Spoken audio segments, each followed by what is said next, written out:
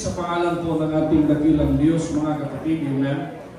Purihin po siya sa ating mga buhay dahil kung wala siya ay wala tayo dito, mga kapatid.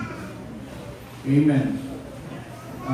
Narinig ko yung patotoo ni David, Brother David, noong before pa siya kinuha ng ating Panginoon, mga kapatid.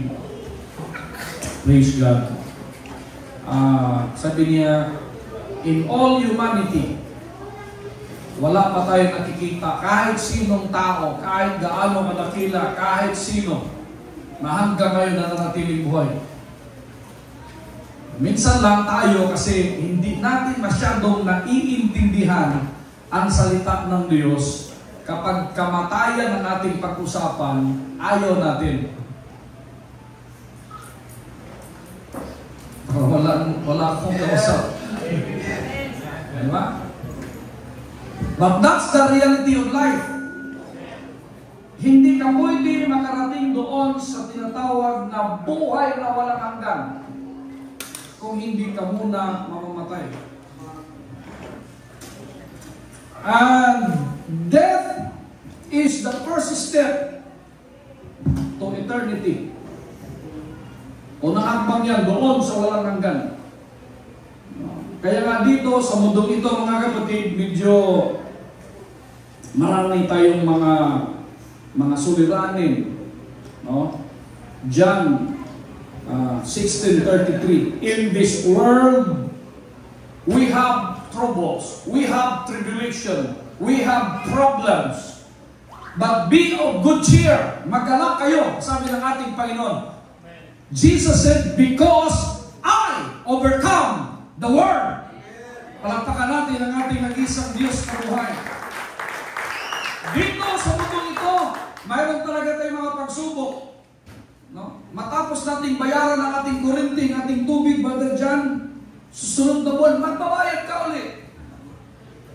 Matapos kang mangutang dahil kulang yung pangbayad mo, ganon ka ulit. Amen? Because this world is full of trouble. This world, amen, is full of tribulation. This world, amen, is full of problem. Pero magiging magalak tayo, Brother John, amen. Bakit? Doon sa darating, mayroon pong kagalakan na walang hanggan. Kaya dito, masaya ka, nag-celebrate ka ng birthday mo, nag-loan ka, gumastos ka, nagpakain ka, ikaw pa maghugas, kinabukasan, nanaka. Tama, mali. Masaya yung mga kaibigan mo, pero ikaw malungkot. Kasi after na kasiyahan mo, may kalungkutan. Kamot ka na naman, balik na naman sa trabaho, balik na naman sa maagang kumising. Tama, mali. Diba? Kasi, that's right. Yun ang buhay dito. But remember, always bear that in your mind. Makinig kayo, mga bata.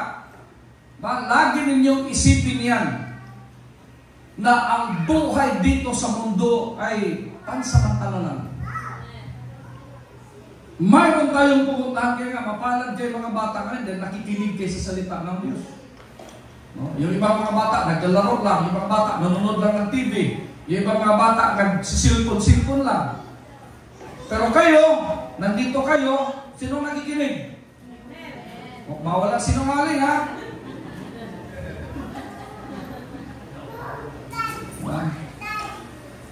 Kaya nga, mga bata natin, i-train po natin. Kausapin po natin. Yung mga anak ko, oo, may gadget yan. Oo, nabibili nila kung anong gusto nila. Pero dumadaan yan sa butas ng karayom. May mga dinadaan ng butas ng karayom yung mga yan. Bago po nila matanggap kung ano yung wini-wish nila. Diba? Kaya, alam na nila, kapag mayroon silang hihilingin, mayroon silang gusto, mabait na yan. Diba? Sinusunod na kung ano yung inuutos. Sa atin mga kapatid, ganon. Kasi ang ama natin, Brother John, tinitingnan tayo eh. Kaya nga, delight yourself, Psalms 37 verse 4, delight yourself in the Lord, and He will give you the desires of your heart. Ano ibig sabihin? Dapat malugod muna ang Panginoon sa iyo. Kaya magulang ako, nakikita ko yung mga anak ko na nag-aral ng mabuti. Di ba? Tuwang-tuwa ako, nag-report sa Sister Jaja. Nandun ako sa Mindanao, yung mga anak ko lahat bilbono. Ang sarap magbigay ng baon. Di ba? Pero pag yung mga kasagsagan ng mga panahon na si Jai ay nagiging pasaway, lagi po pupunta kami, tutulangan kami ni Mr. Jaja kung sino yung pupunta sa school. Pero bumawi si Jai. Bumawi. Eh, kung hindi siya bumawi, wala. Commute. Diba? Ganun lang ang Ama natin sa langit. Ganun. Naging mabait ka sa Kanya, nalugod siya sa iyo, anong gagawin niya? Ha? Pabayaan ka niya? Anong sabi ng ating Panginoon? Kung ang amang masama, kapag humingi ang kanyang anak ng isda, hindi niya bibigyan ng ahas. Kung ang anak niya, masama na yun ha, na ama. Kung manghihingi ng tinapay, hindi niya bibigyan ng bato. How much more your Father which is in heaven? Kaya alam mo ba ang problema natin? Gusto niyo malaman ba ang problema natin? Hindi nalulugod ang Diyos sa atin. Kasi kung nalulugod ang Diyos sa atin, imposible yan, hindi ka bibigyan kung anong kailangan mo. Naikausap ako? John chapter 15 verse 3. The Bible says, kayo'y manglilinis na sa pamamagitan ng salita na sa inyo'y aking sinalita. You are now clean by the word that I have spoken unto you. Sino daw ang naglilinis sa atin? Ang salita ng Diyos. No, kinig ang buti. Kapag sinunod natin ang salita ng Diyos, nalulugod ang Panginoon. At kapag nalugod ang Panginoon, God will give you the desire of your heart. Ask what you wish and it shall be yours. Mapapunta sa iyo, ibibigay sa iyo. Bakit? Kasi walang imposible sa Diyos. Tayo lang ang nagbibigay ng limitasyon sa Diyos. So, ang sabi ng ating Panginoon, kayo'y nalinis na sa pamamagitan ng aking mga salita. Bakit? Kasi ang salita niya, yun talaga ang naglilinis sa isipan natin. Kaya kahit ilang beses kang bautismuhan, ilunod ng ilunod ka, walang mangyari dyan. Kahit lagyan pa ng Clorox yung tubig na yan, bautismuhan ka, pero hindi mo naintindihan ang salita ng Diyos, hindi ka nalilinis. Kasi ang tanging maglilinis sa atin, sa isip at sa puso natin, ang salita lang yan. Paano tayo malilinis? Kapag sinusunod po natin. Kaya nga anong prayer na lagi kong pinaulit-ulit sa inyo? Ang turo ng ating Panginoon sa kanyang mga alagad, this is the way you pray. Our Father, you are in heaven. Hallowed be your name. Your kingdom come. Your will be done on earth as in heaven. See? Kaninong kalooban ang nasusunod? Sa Kanya. Sino ang sinusunod mo? Sarili mo. Tapos nagreklamo ka. Tapos nahihirapan ka ngayon. Tapos hanggang pangarap ka na lang. Bakit? Hindi mo binigyan ng pansin ang ating Panginoon. Kaya nga, nagkwentuhan kami nila Sister Generosa sa kanila Brother Jerome. 2 o'clock in the morning. Ako pa naman, pag nag-umpisa magkwento, ang tingin ko, naku, madaling araw na pala. Paglabas namin kinakit, 1:00 na. Tumayo kami, 1 oras pa. Sabi ko, maabutan na tayo nila kina, lalabas na yun. Oh. Sabi ko, antukin kayo bukas. Kasi ganun ako, pag salita ng Diyos ang pinag-usapan, kahit wala tayong tulugan. Bakit? Masarap yun, pagkain ng kaluluwa yun. Binubusog yung ating mga kaluluwa, mga kapatid. Amen. At kapag malakas ang iyong kaluluwa, kahit anong mangyari, matibay ka mga kapatid. Kahit anong pagsubok, hindi ka natitigan. Why? Kasi malakas ka at malusog ang iyong kaluluwa. You know the story. Meron isang malaking mama. Malaki pa kay Mickey. Tumingin sa salamin. Gulat na gulat siya. Nakita niya sa salamin, para siyang kalansay, butot balat. Ano nangyari? Ang laki ko, bakit ang payat ko sa salamin? Ang sabi ng Panginoon, ikaw yan. Yung katawan mo, punong-puno ng pagkain, physical. Pero yung kaluluwa mo, payak na payak. Kasi tuwing Sunday ka nga lang nakikinig ng salita ng Diyos, tulog ka pa. Diba? Lugaw-lugaw na lang kinain mo. Diba? Tulog ka pa. Hindi mo pa sinusubo, hindi mo pa nginunguya yung pagkain. May kausap ako, at bakit nga ba sa simbahan lagi tayong inaantok pero sa labas hindi naman? Ang lahat ng inaantok magsabing amen. At least merong anis, di ba? So sa ating paglilingkod, dapat maiintindihan natin na ang salita niya, yun ang naglilinis sa atin. Mahalagang basahin natin ang mga salita niya. Mahalaga mga kapatid na pag-aralan natin ang kanyang mga salita. Kasi kung hindi natin pag-aralan ang kanyang mga salita, mga kapatid, magkakaproblema po tayo. Would you see amen? Oh. Verse 4, kayo'y mananatili sa akin at ako'y sa inyo. Gaya ng sanga na di makapagbunga sa kanyang sarili, maliban na nakakabit sa puno. Gayon din naman kayo, maliban na kayo mananatili sa akin. Oh. Ano ibig sabihin? Hindi ka po pagpapalain ng Panginoon kapag nakadetach ka sa Kanya. Nakadetach ka sa Kanyang kalooban. Nga mahalaga na always connected tayo sa Panginoon.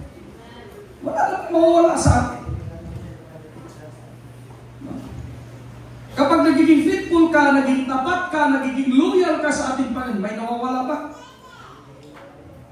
Ha? May nawawala? Walang nawawala. Pero kung hindi ka nagiging tapat, hindi ka nagiging loyal sa ating Panginoon. Kasi parang trabaho lang yan. Kaya nga, Matthew 6:33. Sige nga, sino naka-memorize? Seek ye first the kingdom of God and His righteousness, and all these things, ano daw? And all these things shall be added unto you. Pero anong nangyari sa buhay natin? Second priority ang Panginoon.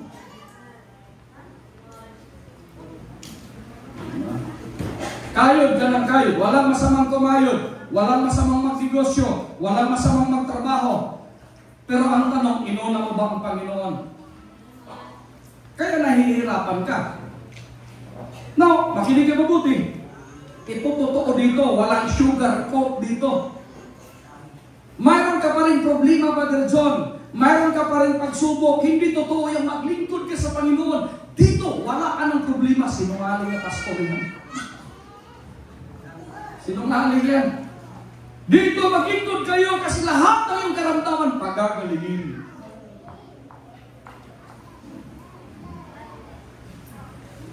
That's a lie. Hindi totoo yan. Dito mayroon pa rin tayong problema. Dito mayroon pa rin tayong pagsubok. Dito mayroon pa rin tayong karamdaman. May kausap ako. Dito mayroon pa rin tayong kapighatian. Pero anong sabi niya? Come unto me, Matthew 11:28, all of you who are heavy laden, and I will give you rest, because my yoke is easy and my burden is light. Mayroon pa rin yoke, mayroon pa rin burden, pero magaan. Bakit? Kasama po natin ang ating Panginoon, mga kapatid. May problema ka nga, pero kasama mo ang Panginoon. May pagsubok ka nga, pero kasama mo ang Panginoon. May karamdaman ka nga, Sister Lita, pero kasama natin ang ating Panginoon. Kaya magaan. Diba? Kasi kung tayo, maraming tao pag walang Diyos. Diyos naman siguro, pero mababa yung pananampalataya. Kaya ano nangyari? Kunting problema, kunting pagsubok, kunting suliranin, bigay na. Would you see, amen? Kaya kagaya ng sanga na di makapagbunga sa kanyang sarili, maliban na nakakabit sa puno. Simple lang naman eh. Hindi pinag-usapan dito ang reliyon. Diba? Mula noon, nakasama niyo ako, never ako nag-promote ng reliyon. Pumasok kayo sa iglesia nito. Kayo'y maliligtas. Meron ganon? Nagturo ko ng ganon sa inyo. Dito lang makakasumpong na totoong kaligtasan. Pag hindi kayo papasok dito, ma-imperno kayo. Kapag nagturo akong ganyan, ako una ma-imperno. Walang ganun. Diba? Saan tayo dapat nakadikit? Saan tayo dapat nakakonect? Eh, Jesus Christ. Okay naman yung mayroon kang grupo, okay naman yung mayroon kang reliyon, okay naman yung mayroon kang organisasyon. Pero kung ang pinopromote mo, grupo na, organisasyon na, hindi na si Jesus Christ, problema yan. May kausap ako? Verse 5, ako ang puno ng ubas, kayo ang mga sanga. Ang nananatili sa akin at ako'y sa kanya ay siyang nagbubunga ng marami. Kapag nanatili na tayo sa ating Panginoon, Brother John, hindi lang yan ang sasakyan mo. Ito, makinig kayo. Kapag blessing ng Panginoon, sasakyan mo blessing ng Panginoon, hindi sirain. Pagkalooban ng Panginoon. Kapag nagkasira-sira yan, hindi kalooban ng Panginoon yan. Kaya inayos namin bago namin binigay sila.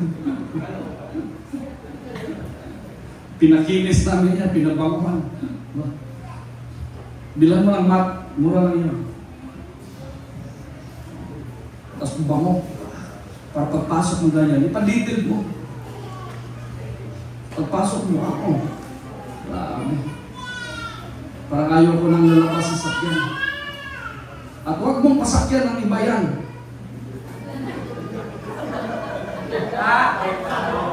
Baka mamaya, ayos to. Cavite, Sisi. Sa Maynila, Sipi. Ano yan? Anong pangalan? Si Aida, si Lorna at Sipi.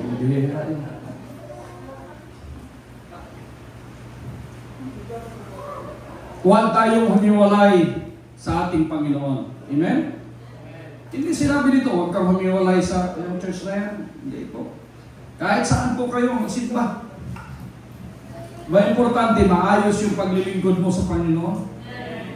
Walang ano dito eh. May mga nagpapalag. Pastor, gusto ko magsimba doon. Kaya nasasaktan ako na may mga nandun dito, tapos gusto magsimba doon sa iba, tapos hindi na magpaalam sa akin. Pag nagpaalam kayo sa akin, magsimba kayo sa iba, bibigyan ko pa kayo ng pamasahe. Sabihin ko sa inyo. At kung hindi ka pala nag-o doon, iwan ko na lang.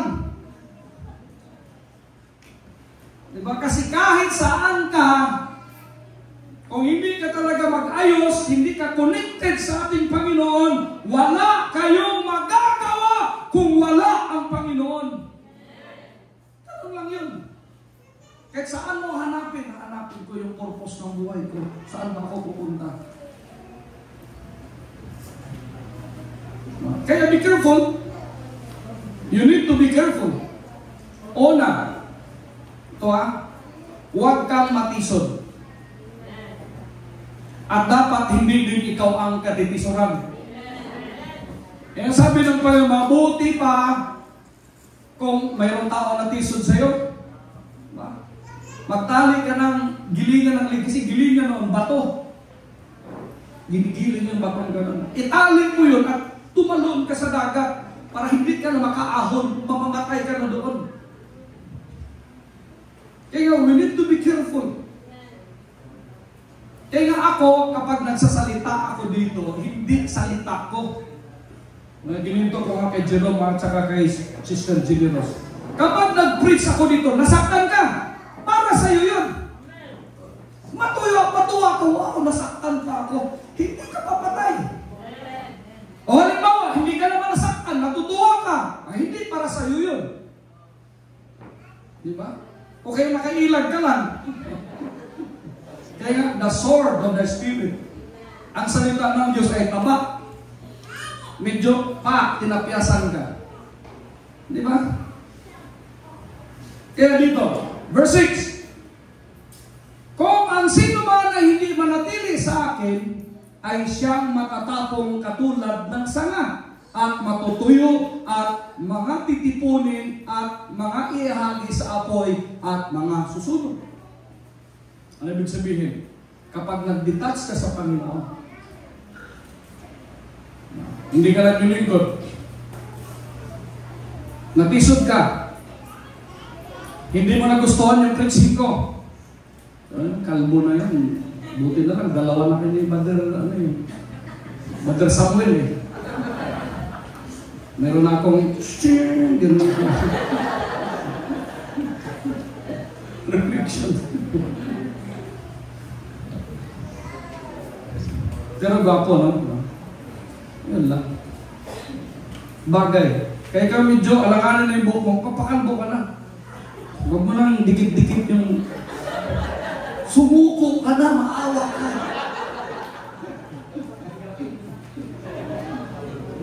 Si David nga, nung namatay, tinignan, naku, na-brush up, dapat mo na ginanon yung buhok ni David. Yung buhok ni David, ginaganon-ganon na yun. Sabi ko, danas ka na yan, babe.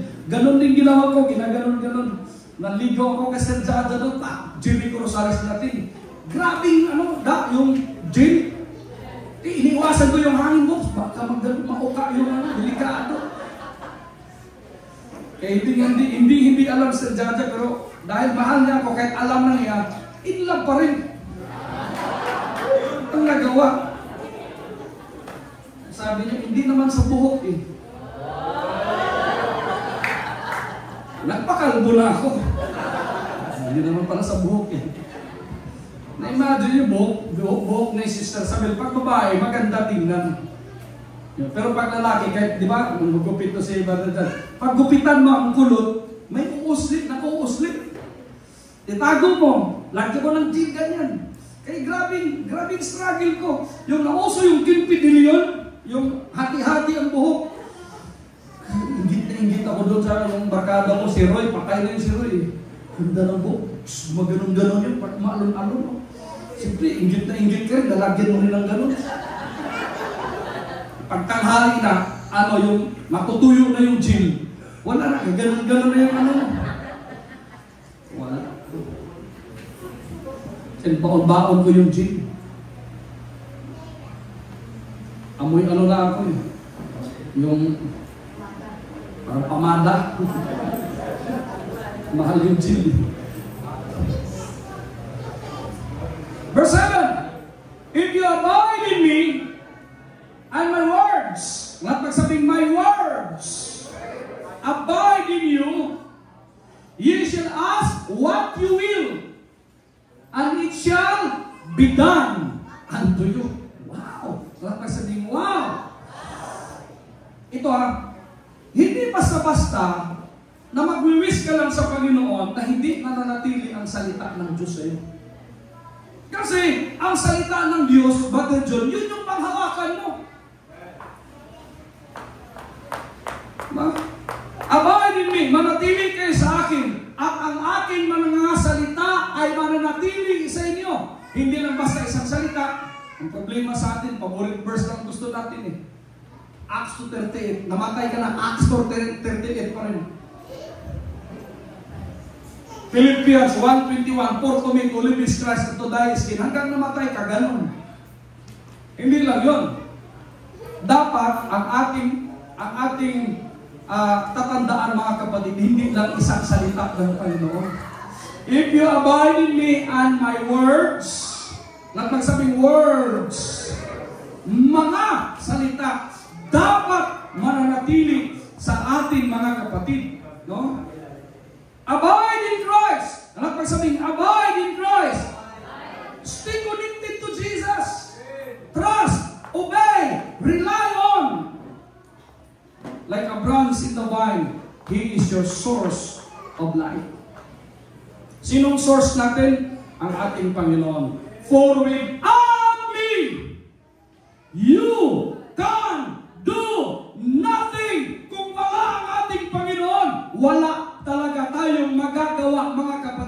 That's why we need to stay connected to Him no matter what. We need to trust Him. We need to obey Him. We need to rely on Him. Whoa! Alam mo sabi, whoa! Let His words abide in you.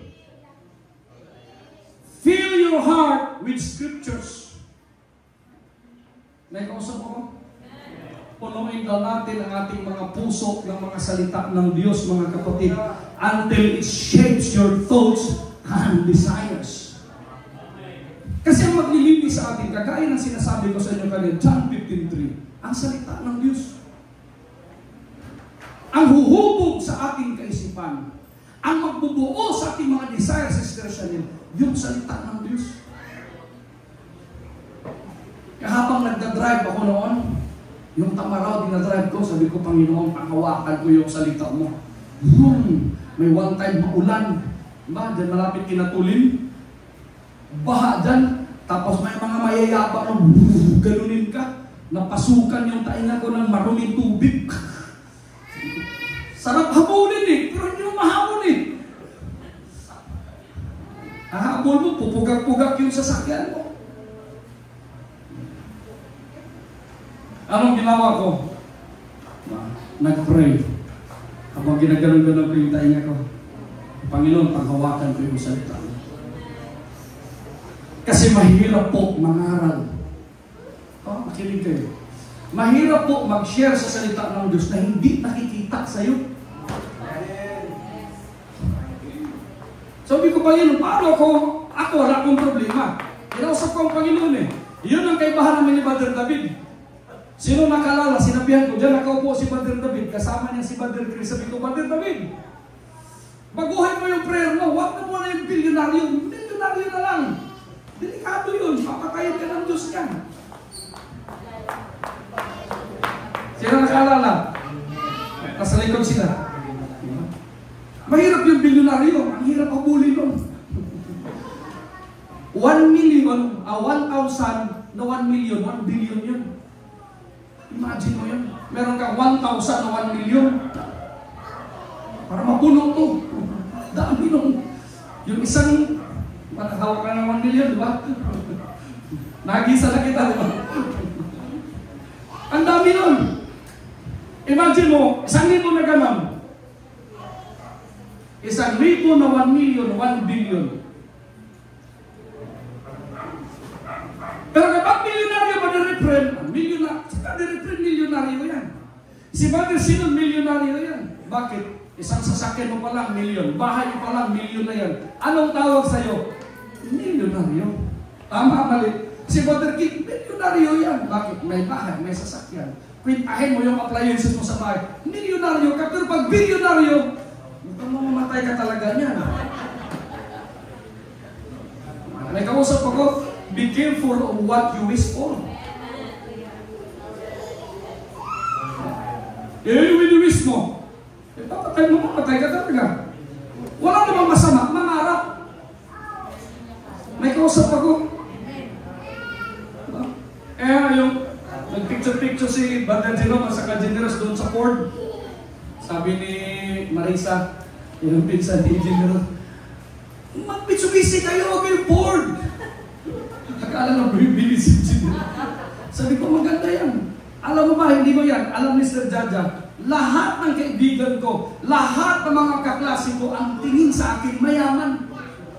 Sabi ko, pabayaan nyo lang yan. Okay na ako dyan. Darating yan. Pero hindi pa ngayon. Imagine mo yan. 1997, nag-iisip na sila sa akin, mayaman ako. Anong year na ngayon? 2025. Ilang taon na nakalipas? Ha? Ilang taon na nakalipas? 28 years! Nagkausap ako, 28 years kong hinihintay. Napapatunayan ko na mayaman ang Panginoon, hindi ako.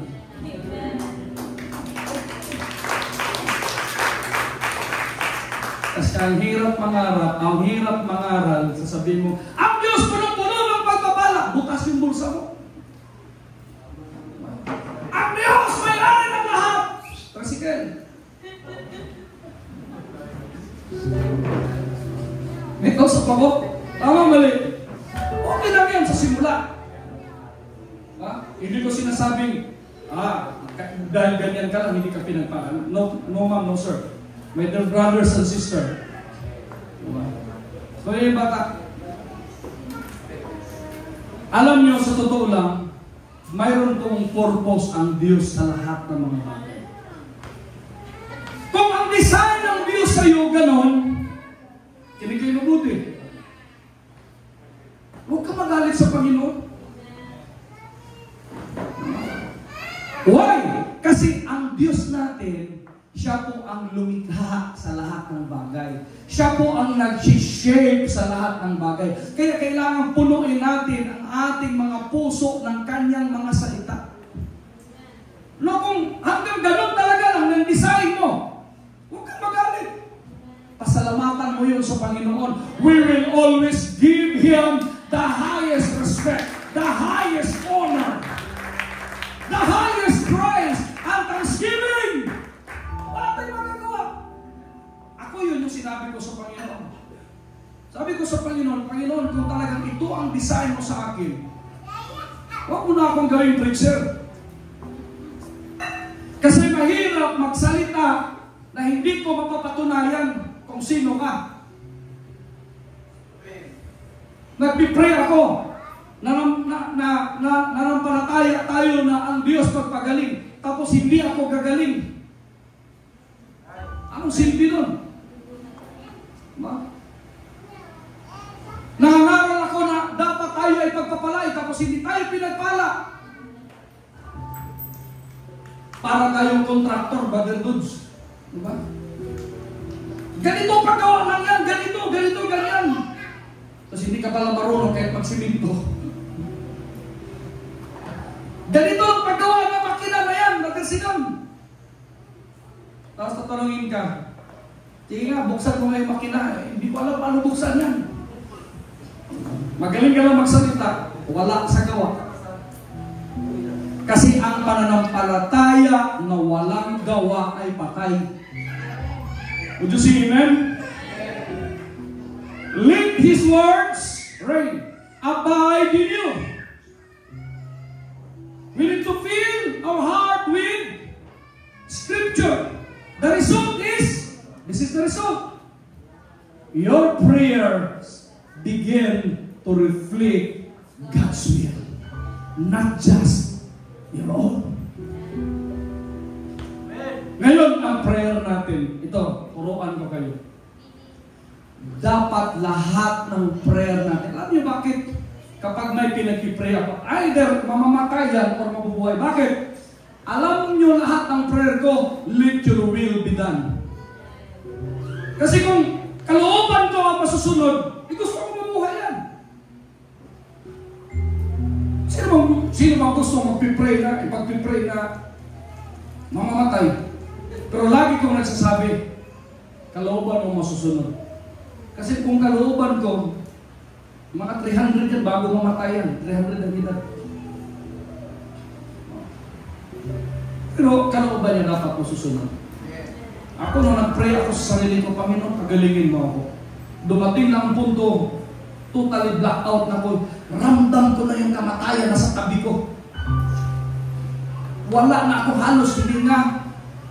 Wala na ako halos makikita. Blurred na yung paningin ko. Parang dito na lang yung hininga ko. Nandun Sister Angie noon. Nandun yung mga anak ko. Sister Jaja wala. Sabi ko, ilabas niyo ako. Lumabas ako sa bahay, kinausap ko ang Panginoon. Sawayin mo muna itong kamatayan. Huwag mo na ngayon, maawa ka.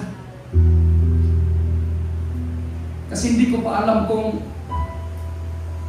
anong mangyayari sa pamilya ko pag wala ako. And the Lord granted.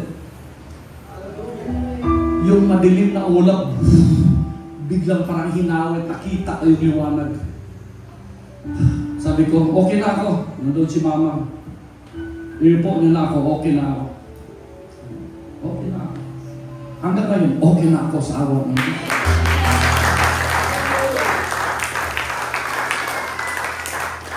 Kasi ang kanyang kalooban dapat masusunod. Hindi mo pwedeng labanan eh.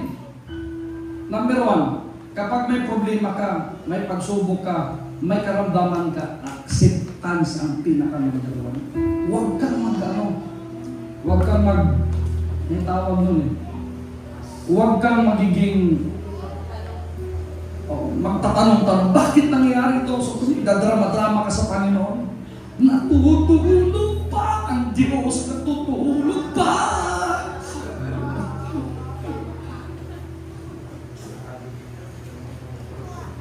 Lagi mong sabi, Panginoon, anong kalooban mo? Pero ito yung prayer ko, na sana mamamatay ako, happy ending. Sa tingin ninyo, hindi bibigyan ng Diyos sa inyo. Gusto ng Diyos na kung end na natin sa sarili, happy ending. Alam niyo, pinipray ko sa Panginoon, Panginoon, kung mamatay lang ako. Gusto ko yung smoke lang, para natulog at nakangiti. Pagtingin naman kung, kaya sabi ko sa dada, pag namatay ako, after ng morgue, gawin nyo na akong abo. Tapos may picture na lang ako. Picture yung nakangiti.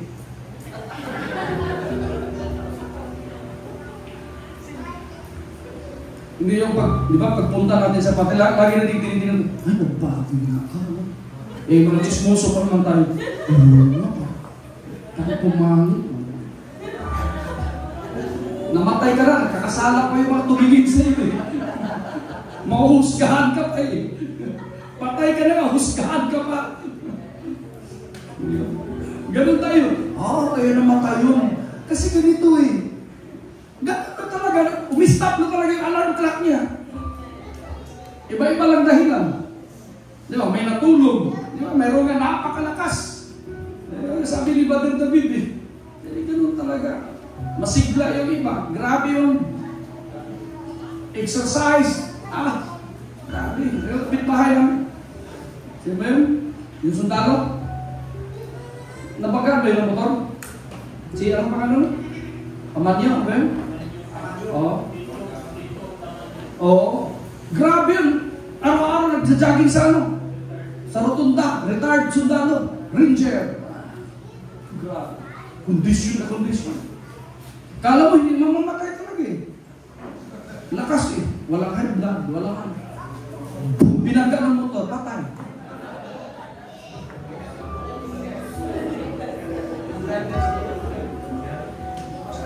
Meron ba? Exercise. Baril. Paglagay niya doon sa, di ba may awit yan? Gym kami ni Brother Akon yan. Braso-braso ako eh. Gym kami ni Brother Akon mo. Paglagay nung yung hook, hindi pala nalagay yung lahat. Kumanon dito, patay. Ayun. Malakas na sana eh. God's will, not just your own. Do you see, amen? Kasi ang Panginoon, mayroong promise, right? God answers these prayers because they come from a heart aligned with Him. Kapag kalooban ng Panginoon at nananalangin tayo, na-align yan sa kalooban ng ating Panginoon. At imposible na hindi po ibibigay ng Diyos ang iyong kahilingan. Bakit? Naka-align sa Kanya. Kalooban niya eh. At isa sa sekreto, kaya nga dapat tuloyin mo ang isip at puso mo ng Kanyang mga salita. I-claim mo ngayon yung Kanyang salita. Di ba, Panginoon, may pangako ka sa akin? Diba? Hindi ka nag-iisip na masasaktan ako. Kundi mayroon kang pangarap sa akin na bibigyan mo ko ng magandang kinabukasan at pagpapalain mo ako.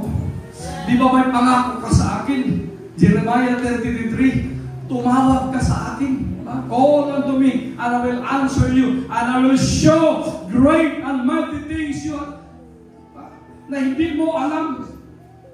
Ibubulaga ka na lang ng Panginoon lahat ng mga bagay. Bakit? Naka-align ka sa Kanya. So anong gagawin natin? When we pray, we need to ask God's will. Eh mahalaga, alam natin yung salita ng Diyos. Diba? Hindi lang basta-basta simpa kayo dito. Basta-basta din tayo. At i-absorb natin. Diba? Manood kayo sa YouTube ko. Ina-upload namin yan. Kasi kawawa naman yung YouTube ko. 5 lang ang nanonood.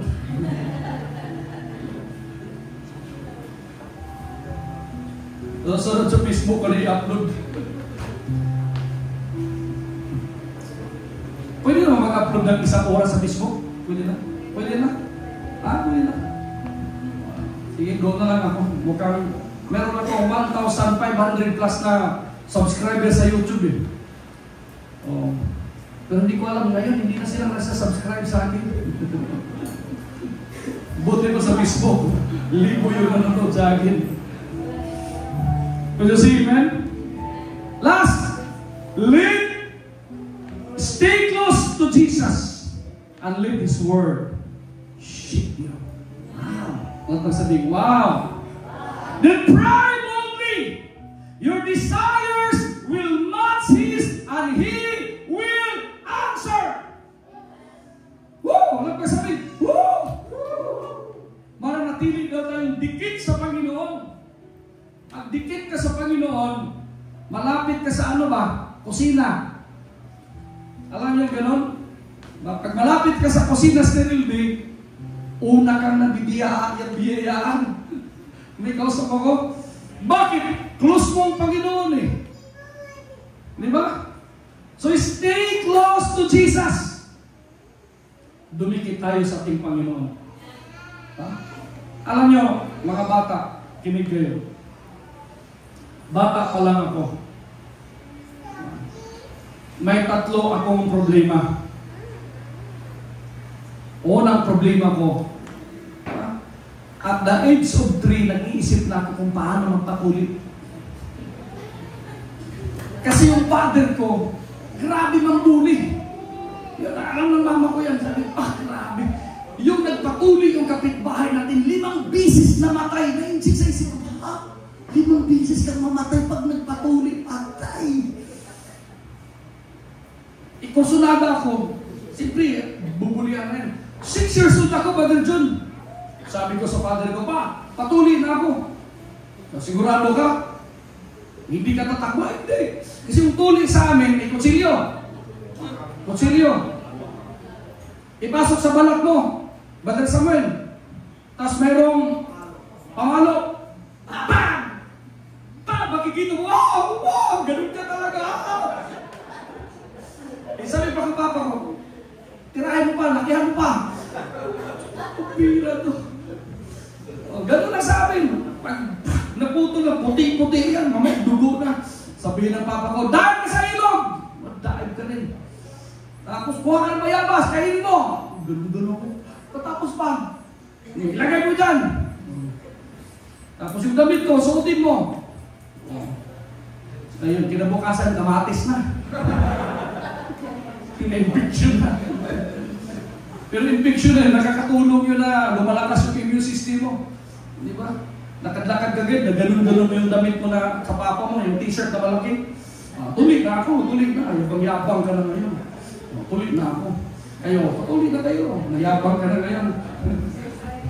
Sino hindi patulit dito?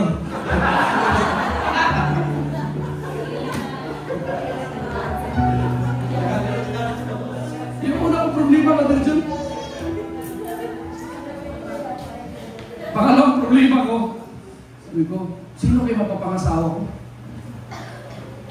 Kasi mga kapitbahay namin, nag-aaway na rin ko yun Minsan narinig mo, nag-aaway yung sila mama. Yung tatay ko, napakatapang nun. Paglalasing nyo, kuha ng itak. Gumagano ganyan. Si mama, tago-tago. Kuha ng baril, putok, bang! Ganon, hindi na. Gusto ko, baka mamaya, yung papapangasawa ko, babarilin ako. Pinag-pray ko yung Brother John. Kaya, nung nakita ko sa cloud, napaaway ko, and God give me you.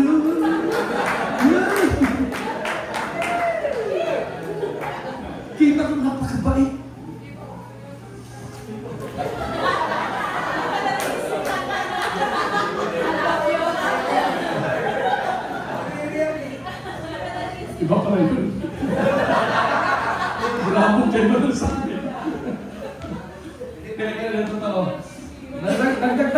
yan, iba yung awit namin. Mukha na mo corner ako. Kaya huwag kang basta-basta mag-close talk ba dun sa problema ka. Tatlo. Pagpapatuloy, iba ba ng problema ng bata patuloy? Asawa, pangatlo, impyerno. Ito mga saksi na to. Alam niyo yung mga saksi para mga libro-libro? Impyerno. Binabasa ko yun. Pag nagsisiyang ako, upo ako, mahilang ako magbasa eh. Kakatakot ko pag impyerno. Kikita ko, yung mga drawing na yung lumalaki sa apoy. Panginoon, dapat di ako ma-impyerno. Yun yung prayer ko lagi. Hanggang lumaki ako. Kaya nga pastor ako eh. Kasi one time, hindi alam ng mother ko, siyempre, bugoy-bugoy ka na gano'n, inom-inom na, beer house. Chicks na, chicks. Eh, may gulo sa beer house, barilan, bang, nabaril yung kasama ko. Pati natutulog ng gabi, kaya ang gano'n ng puso. Impyerno ako pala yung nabarilan. Impyerno siguro ako.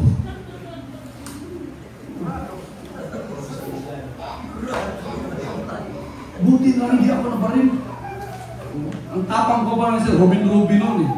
Uso pa yung bad boy no? Ganon. Revise yung dam, ang patalon mo, faded. Naka-t-shirt ka lang ng jeans.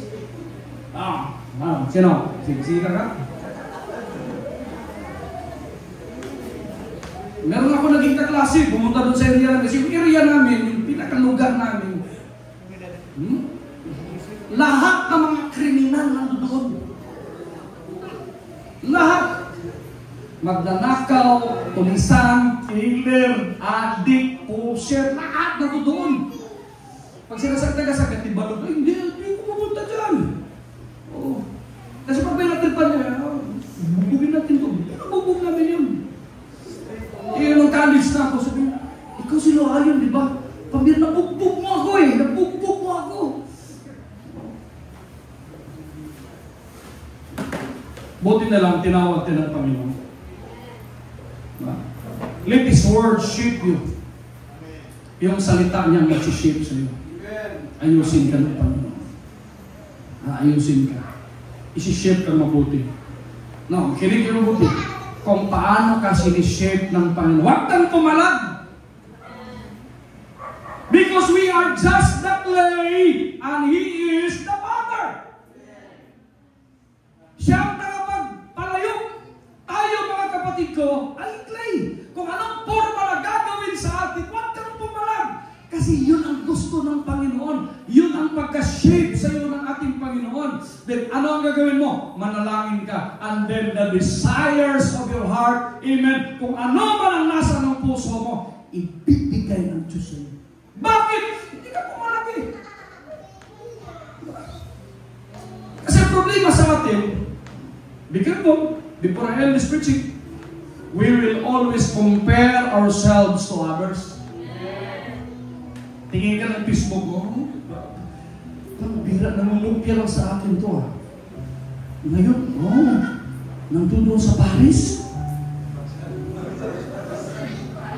Parisan pala. 24 hours, Parisan. Ang bira, namulumpia lang sa akin to ah. Ngayon, meron ng sariling sasakyan. Do not compare yourselves to others. Wait for your turn. Sabihin mo sa iyong katabi, wait for your turn. Bakit hindi pa dumating? Hindi ka pa turn. Para tayo nasa buffet, huwag kang magmadali, lahat tayo makakakain. May kausap ako? Meron pa tayo nakalimutan. Wala tayong pagkain ngayon. Kung makapaghintay kayo hanggang mamaya, then pray boldly.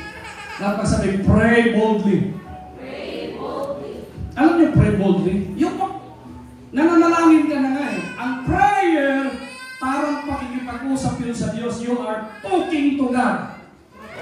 Now, why we need to pray boldly? Kasi dapat hindi ka mahiya, Sister Angie. Lahat ng request mo, sasabihin mo sa Kanya. Pero alam niyo ba anong problema natin? Nagpipray na lang tayo, nahihiya pa tayo, tama mali. Hindi ako malokohin. Kasi ganoon din ako. Panginoon, nakakahiya. Dalawa naman kayo eh. Wala naman nakakarinig eh. May kausap ako, pray boldly. Sabihin mo na kung anong gusto mo sa Panginoon. But the ending is, hindi po ang kalooban ko ang masusunod. Kalooban mo. At kapag nakita ng Diyos, huwag kang mag-pray na, Panginoon, ito yung gusto ko. Mag-pray ka palagi, God, alam kong ikaw yung mapagpalang Diyos. Pagpalain mo. Alam mo yung desire ng puso ko. At gusto ko yung kalooban mo ang susunod sa buhay ko. Kasi kung nangihingi ako, hindi mo kalooban, baka mawala ako sa iyo. Kaya napakahalaga na manalangin tayo ng boldly. Then your desires will match His. Alam niyo yun? Alam niyo yung magmamatch yung kaniyang gusto, mga kapatid, yung kanyang kalooban sa prayer mo. Bakit? Kasi kalooban niya ang sinusunod mo. Will you see, amen? Sinusunod mo ang kanyang kalooban. Nagmamatch na ngayon. Boom! Ito na. And He will, ano daw? He will answer. Sasagutin niya ang lahat na panalangin.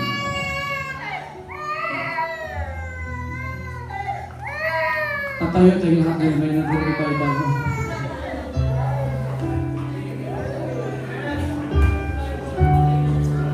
Ask for what you wish, and it will be yours.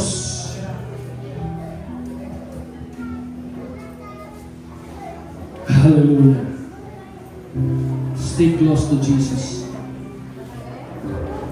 Let His word shape you. And He will answer your prayer. Mga kapatid, sa oras na ito, i-shape mo sa isipan mo kung ano yung gusto mong mangyari sa buhay mo. But the ending of your prayer, listen very carefully, but the ending of your prayer, hindi po ang kalooban mo ang masusunod. Always yan, let your will be done. Ama, ang iyong kalooban ang masusunod, hindi po sa akin. Ito ang panalangin ko. Ito ang hinihingi ko. I ask everything. I wish everything to you. Then, let your will be done in my life. Pero makawitan natin ang ating Panginoon. Anything that you want to sing, amen. Hallelujah.